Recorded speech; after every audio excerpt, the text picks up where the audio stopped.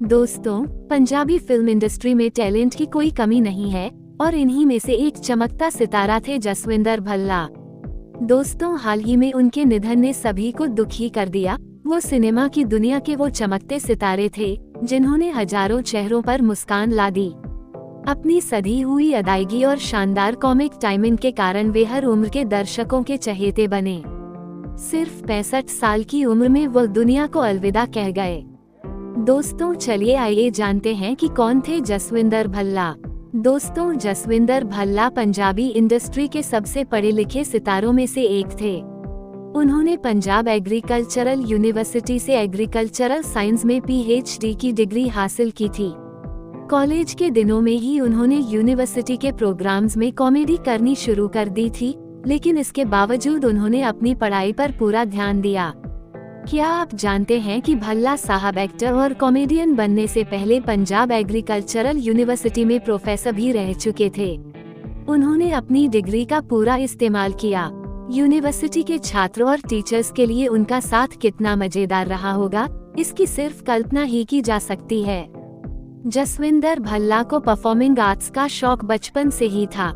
School के दिनों में वह स्वतंत्रता दिवस और गणतंत्र दिवस के कार्यक्रमों में बढ़ चढ़कर हिस्सा लेते थे।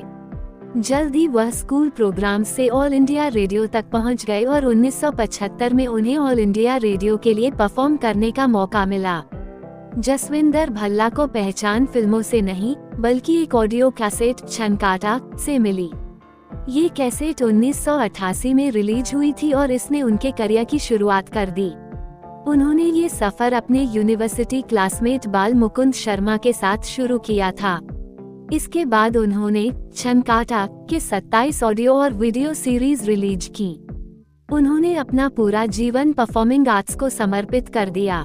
कॉलेज शो, छनकाटा सीरीज और फिल्मों के अलावा उन्होंने कई स्टेज शोज भी किए।